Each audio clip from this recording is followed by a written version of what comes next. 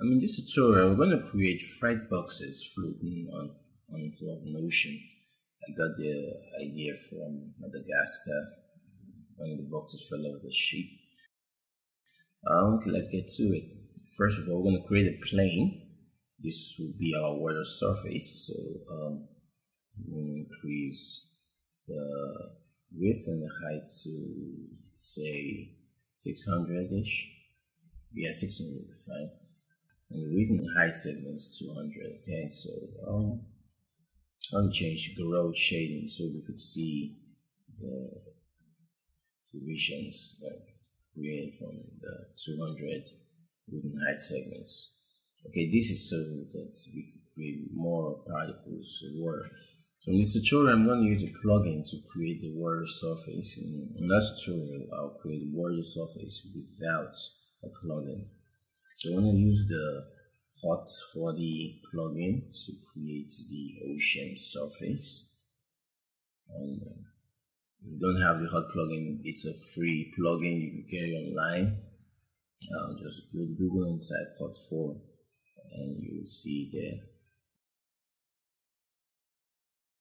Alright, so with this I'm going to make it a child of the plane, and instantly you could see the distortion it's created already, and this is because of the amount of height and width segments of our plane. Okay, I'm going to take this once up a little bit. I'm going to change this to 256 by 256 here, so we have better resolution of the ocean. Then the approximate wave height, I'm going to take that down because it's looking too wavy at the moment. This will control how high the water rises. I'm going to take this down to 20. So it's not too, yeah, so this is good. This is great. So then I want to work on the choppiness and make that 1 so it has some sharpness when it rises. Okay, so that's what the choppiness does. It kind of makes it more choppy. Alright, so the animation will occur in time. So we're going to change or animate the time from here. So right now we're at 0. We're going to click on this button here and create an animation. Take it down to the end of our timeline. And I'm going to increase the time or something like 20. So this tells the software to move the water distortion in time, and that's what I'll do for now. So let's just show you how it would look like. But before that, let me work on the keyframes and change them to linear so we have a more linear movement.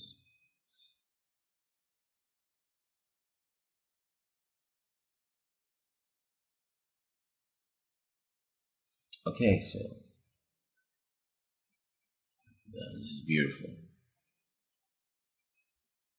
Okay, so just reposition so we have the water covering the screen. Yeah, that's perfect.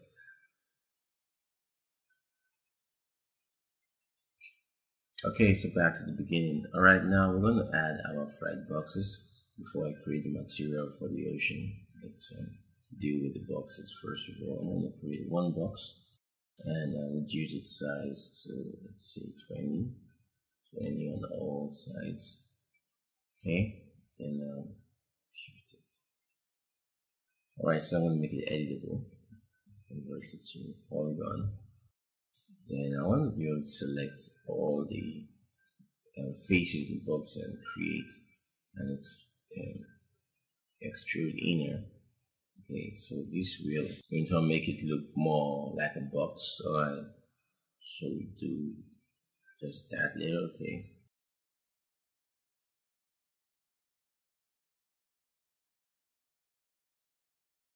And I'm going to select the inner extrusions and I'm going to make an extrude.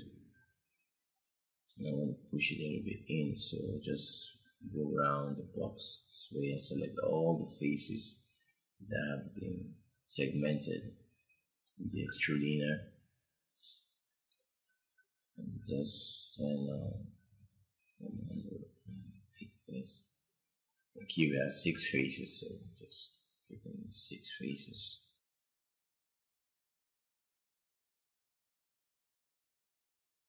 Alright, so I'll just create a material right now and just add it, and it comes on the cube. Okay, normally the material will alight on the whole cube, but because of the selection, the material has affected only the selected areas. So okay, so now let's change this material to something like wood, and thankfully the software has a default wood texture. So just select here and go down to texture. Then let's look for under surfaces. You see wood down the bottom there. If you want to change the projection, because by default it's on UVW mapping, the best projection is spatial. So that will actually give a better outlook of the cube, although it's not the whole cube that is being seen, because we have created a partition with our extrude inner. So for that, let me make a difference in color here. Create new material and swap the. So we have this material on the edges and the other wood material on the sides.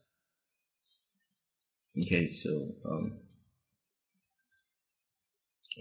the spatial projection doesn't look so great because we have the segmentation of the boxes. But let me work on this material. So let me take this spatial and turn it back to UVW mapping, so we have more reasonable look. Okay. So depending on what you want to create, we have other options there. You could pick anyone from that one. I'm going to stick with UVW mapping in this tutorial. Okay.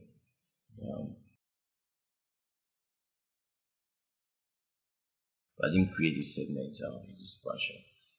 Alright, so let's work on that coloration. Let's make it a bit dark brownish, and I'm going to add reflective material so that I'm going to choose let's see, something that will give it a different outlook, maybe like an orange near. This will look as dull as the original color. Let me just go down and pick something like an Hawaiian. Then I'll use this. It's gonna create kind of like the textured feel, yeah. And because of the brown we used, so that's why it's looking this way. Okay, so it's looking good. Alright, so next thing we want to do is we want to attach the box to the surface of the water so that the water surface affects the position of the box. Okay, so I want it to look more real, like it's really responding to the box. So we're going to add a constraint to the cube. The other constraint, we want to take on clamp the surface to clamp it to the surface of the water. So I'm going to clamp to surface, which will be the surface of the water. Align axis Y is okay. I'm going to do fixed axis, not a fixed position.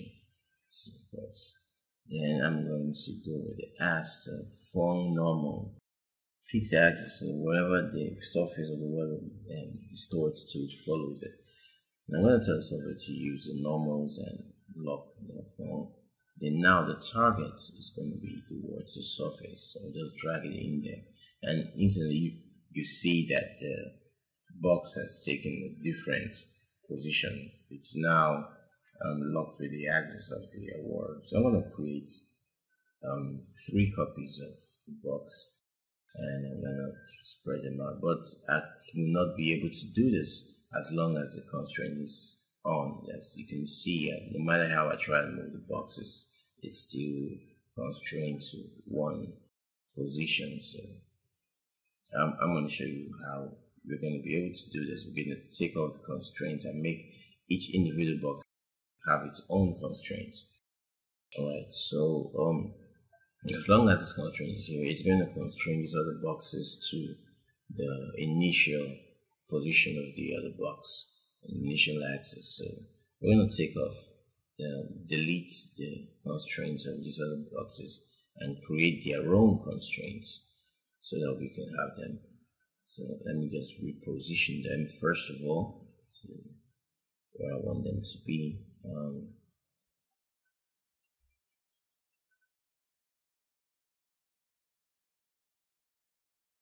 Like this is boxes where the Hippo Gloria, the lion, and the zebra were.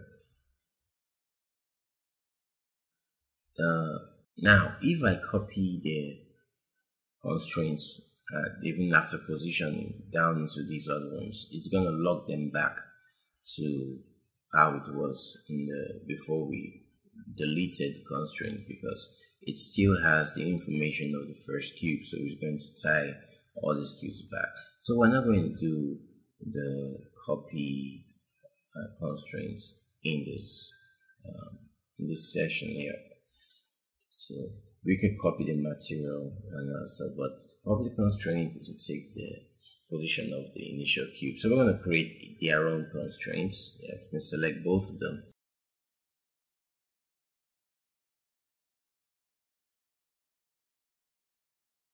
Create constraints, same thing, clamp them, then the surface, the fixed axis, the form normal, use normals, and locked position.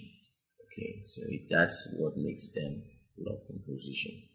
Okay, then I'm gonna drag the targets, which is water.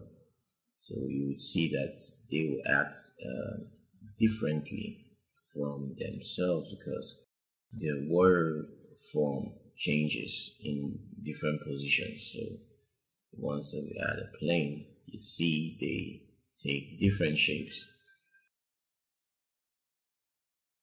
Now you could see that they are reacting differently to the position of the water height wavelengths at different points. Okay, so let's create the water material now. Just add let's say I need to make this transparent, so going basic and activate transparency. Okay, so under the water transparency, I'm going to make I want to go into the transparency tab. I'm going to reduce it to somewhere around 95 or so. Then I'm going to make the refraction 1.2, which is the refraction of water, and that's how light passes through an object. Okay, then I'm going to give it a bright bluish color, green and blue. I think blue would be better, some bluish. Yeah. Alright, so and I go into the reflectance now, and I'm going to add GGX. I usually use this when I'm trying to create glass material, but it's nice to create sparkling water material. I'm not going to affect any of these settings right here. I'll just leave them as default. Okay, so let's drag this into the plane, and instantly you have a good water surface. Even before we render, we could see the reflective. So I'm going to use the interactive render region just to see. So this is looking nice already. Okay, so if you notice, it's still looking kind of dark. It's looking kind of dark. There's some blue around the boxes, but we want it to look more real. So, but first, let's just preview it and watch how it looks. It's beautiful. Okay, So we could see the shadowy areas, a little bit of the blue. Okay, so let's add a sky so the ocean can reflect the sky. That's why we added reflective material, because water reflects its environment. So you could see it's already taking a more realistic shape now. So this tells you already that the reason why the ocean is blue is because the sky is blue. Okay, so another sky material we want to activate the atmosphere, and I'm gonna activate some clouds just to make the sky look a little bit more real. You see a little bit more of the reflection on the water. So I'm gonna go back to the beginning, and I'd like to make a preview of this. I wanted to come in and change. You want to change some settings in the atmosphere. You can come in to the atmosphere, sun, the cloud, and make some changes. But I'm just gonna leave this in this. Now I want to make a preview of this so we have an animation. I'm not going to do full render now because I'm already rendering something in the background. It's going to take a while, so I'm going to go manual, and I'm going to just go 100 frames. Do 100 frames. I'm going to do the whole 300 frames, and I'm going to double the image size to 640. Yeah, I'm going to choose OK. Alright, so once the software is done making a preview, we'll be able to play the preview so we see how it looks like from the rendered perspective. Alright, but already I'm liking what I'm seeing. We'll change the sky time to sometime early in the morning, somewhere it's a little bit more blue. You can see the sunset in the background. So we hit play, and as you see the rough shaft and the next. Well, we hit play here, now we see the preview of the water's reaction, and this is just beautiful. Okay, so you could go around and play with the sky or add more boxes or work on your boxes, but this is how we could do the boxes on the ocean liner. So I'll see you in the next tutorial. Take care.